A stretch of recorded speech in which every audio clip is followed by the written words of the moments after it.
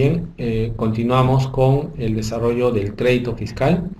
En esta materia hay bastantes aspectos por analizar, bastantes aspectos por conversar. La idea es que tratemos de ofrecerles algunas ideas referidas a las dos normas que hoy día regulan el crédito fiscal, la ley 29214 y la ley 29215. ¿Cómo se ejerce el crédito fiscal? ¿Qué requisitos tienen que tener los comprobantes de pago para tomar válidamente el crédito fiscal? Y básicamente qué novedades tiene el reglamento, y en el punto 6, que ya no figura en la diapositiva, es qué normas importantes se ha expedido en la reforma tributaria de agosto del año pasado, ¿no? El decreto legislativo 1116 ha traído eh, aspectos importantes. Un primer tema respecto al crédito fiscal es que las leyes 29.214 y 29.215 fueron publicadas en el Diario Oficial El Peruano el mismo día y eh, con vigencia al día siguiente de su publicación. Ambas leyes son publicadas eh, por una situación muy particular y es un fenómeno que ha ocurrido por primera vez en nuestro país. Es decir, tenemos una ley 29.214 que regula el crédito fiscal, que se publica en el Diario Oficial Peruano, y tenemos una ley 29.215 que es la norma contigua, que se publica en el Diario Oficial Peruano el mismo día, para regular el mismo tema. ¿Ok? ¿Y por qué esta situación que uno podría decir el Estado sufre de esquizofrenia, porque publica dos normas para regular la misma materia? ¿Por qué se ha producido esa situación así?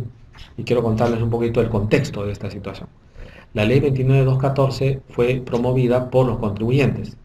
Fue una ley que lo que buscó fue restablecer eh, la jurisprudencia, restablecer la justa interpretación de las normas, en el sentido que el crédito fiscal no se perdiera porque el libro de compras estuviera mal legalizado, o porque estuviera mal llevado, o porque no se hubiera legalizado oportunamente. Es decir, la ley 29.214 fue tramitada y promovida por los contribuyentes, por el empresariado local. Y frente a una reacción por parte del Tribunal Fiscal y por parte de la Administración Tributaria, que cuestionaban el uso del crédito fiscal cuando los registros de compras no estaban legalizados. Y eso finalmente se materializó en una ley 29.214, cuyo principal triunfo fue decir: cualquier incumplimiento referido al registro de compras, si el registro de compras estaba mal llevado, si el registro de compras no tenía legalización, si el registro de compras no tenía el coordinado que exige la ley, eso no implicaba la pérdida del crédito fiscal. Y eso es lo que dice la ley 29.214. Pues ocurre con esta ley 29.214 lo siguiente: que cuando el Congreso de la República lo aprueba, en el gobierno aprista, el presidente de la República tiene que promulgar las leyes. El presidente Alan García ejerció su derecho de veto sobre esta ley, es decir, no quiso publicar. La devolvió al Congreso y dijo: yo no voy a publicar esta ley porque mi ministro de Economía en ese entonces, el ministro Carranza, amenazó con renunciar si es que la ley 29.214 se publicaba. Entonces la 29.214 regresó al Congreso, y cuando el presidente de la República ejerce su derecho de veto, la ley tiene que pasar por segunda votación. Curiosamente, y a pesar de que el gobierno aprista tenía mayoría en el Congreso anterior, y a pesar de que el presidente de la República había ejercido su derecho de veto, la ley 29.214 fue aprobada por segunda vez en el Congreso. Y cuando una ley es aprobada por segunda vez en el Congreso, ya no la promulga el presidente de la República, sino el presidente del Congreso. Entonces, esta ley 29.214 es una ley promulgada por el presidente del Congreso, y como la ley se aprobó dos veces en el Congreso y por lo tanto era inminente su entrada en vigencia a través de su publicación en el Diario Oficial del Peruano, el ministro Carranza tramitó su propia ley, y su propia ley es la 29.215. La 29.215 es una ley tramitada, pensada desde el Poder Ejecutivo, y que finalmente el Congreso aprueba. ¿Okay? El título de la ley 29.215 es una ley que pretende precisar y complementar el contenido de la 29.214. En otras palabras, lo que les quiero decir como conclusión de todo este cuento que les he puesto en este momento es situarlos en el contexto de la interpretación de estas dos normas. Decirles, por un lado, que la 29.214 responde básicamente a una reivindicación de los derechos del empresariado, de los derechos de los contribuyentes, y la 29.215 es una ley que expresa la opinión, el punto de vista del Estado a través del Poder Ejecutivo. ¿Ok? Es decir, la filosofía que informa ambas normas es distinta. Entonces, en ese contexto, nosotros, los contribuyentes y en general los abogados, estamos acostumbrados a tener conflictos de normas que se publican en diferentes momentos en el tiempo, ¿no? La ley 1 contradice el contenido de la ley 2, o la ley 2 contradice el contenido de la ley 1. A eso se llama conflicto diacrónico de normas. Y para el conflicto diacrónico de normas, los abogados y los contadores que operamos con normas tributarias conocemos los principios jurídicos bajo los cuales se resuelve un conflicto de normas. La norma especial prevalece sobre la norma general, decimos. La norma posterior prevalece sobre la norma anterior. La norma de mayor jerarquía prevalece sobre la norma de menor jerarquía, etcétera, etcétera. Estos principios jurídicos que permiten resolver las antinomias o los conflictos normativos aplica para el conflicto diacrónico en normas, es decir, normas publicadas en momentos diferentes. Sin embargo, en este caso de la ley 29.215 y 29.214, se trata de un conflicto sincrónico en normas. ¿Por qué sincrónico? Porque se publicaron el mismo día en el Diario Oficial Peruano. Y en este caso no podemos decir que la primera norma resulta derogada por la segunda, o que la segunda modificó el contenido de la primera. En realidad estamos hablando de normas que entran en vigencia el mismo día. ¿Ok? Por lo tanto, en el caso del conflicto sincrónico en normas, no tenemos principios jurídicos que resuelvan ese problema. Lo que tenemos que hacer es intentar interpretar ambas normas para encontrar un contenido coherente a la regulación incompatible de ambas normas.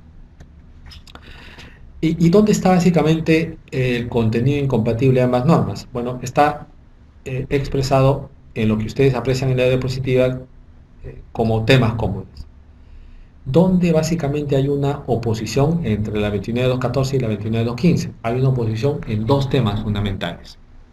El primero es que la 29.214 señala que el comprobante de pago puede ser anotado en el registro de compras en cualquier momento. Noten ustedes que dice que el comprobante de pago se puede anotar en el registro de compras en cualquier momento, en cualquier oportunidad. Mientras que la 29.215, que está a la mano derecha de la diapositiva, dice que el comprobante de pago se tiene que anotar en el mes en que se emite el comprobante de pago, los 12 meses siguientes. Mientras una dice que se anota en cualquier momento, la otra dice no, se anota en el mes de la emisión o los 12 meses siguientes. En otras palabras, la 29.215 está poniendo plazo y la 29.214 dice anótalo cuando tú quieras. ¿A cuál de las dos le vamos a hacer finalmente? ¿A cuál de las dos haremos o regularemos esta situación? Lo vemos en unos minutos. Y el segundo problema es que la 29.214 dice el crédito fiscal se ejerce en el mes en que se adquiere el bien o el servicio, en el mes de adquisición. Y la 29.215 dice en su artículo 2 que el crédito fiscal se ejerce en el mes en que se anota o los 12 meses siguientes. Entonces aquí la pregunta es, ¿cuándo ejerzo el crédito fiscal? ¿Cuando se adquiere o cuando se anota en el registro de compras en el mes en que se emite el comprobante de pago o los 12 meses siguientes? Entonces aquí hay una clara oposición entre las dos normas. Y antes de pasar a hablar de esta contradicción entre ambas normas, es importante, por favor, que tomen nota que la 29.214, el logro más importante de la 29.214 es que el incumplimiento parcial, tardío, defectuoso del registro de compras, que está en esta parte de la diapositiva, no origina la pérdida del crédito fiscal. ¿Okay? Es bien importante que lo tengan presente. Esta diapositiva les está mostrando los temas que la 29.214 regula por separado y los temas que la 29.215 regula por separado. Noten ustedes que aquí que hay temas que no se superponen, son temas separados. La 29.214 tiene sus propios temas y la 29.215 tiene los suyos propios. Pero también, en este caso, la 29.214 y 29.215 tienen temas en los cuales se contradicen, que es lo que justamente expliqué hace unos minutos y que vamos a ver enseguida. Sobre este punto es bien importante considerar la resolución del Tribunal Fiscal 1580-5-2009. Esta resolución del Tribunal Fiscal es de observancia obligatoria, por lo tanto todos tenemos que conocerla y todos tenemos que aplicarla. estemos o no de acuerdo con lo que diga el tribunal en el contenido de esa resolución, tenemos que aplicar porque es un precedente de observancia obligatoria. En este precedente de observancia obligatoria, dice el tribunal que estas normas deben interpretarse en forma conjunta. Miren ustedes, con eso estoy completamente de acuerdo. Creo que tiene que haber una interpretación conjunta de ambas normas. Es decir, como si se tratara de una sola norma. Ahí no estoy tan de acuerdo, pero sí me parece que debería buscarse una interpretación conjunta. Por lo tanto, dice el Tribunal Fiscal, lo que haya sido establecido por la primera, 29.214, debe ser armonizado con lo dispuesto por la segunda norma. ¿Ok? Y en este punto es importante considerar lo siguiente.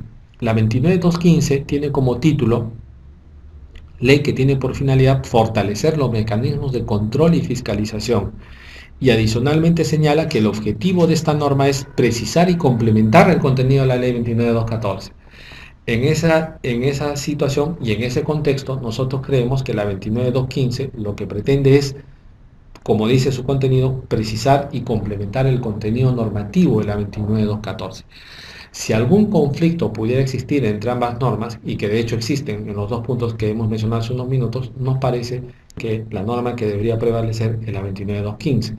¿Y por qué debería prevalecer la 29.215? No es porque sea posterior a la 29.214, porque no es que aquí la norma posterior prevalece sobre la anterior. Las normas, en este caso, entraron en vigencia el mismo día. Prevalece porque el objetivo de la 29.215 fue justamente precisar el contenido normativo de la ley 29.214.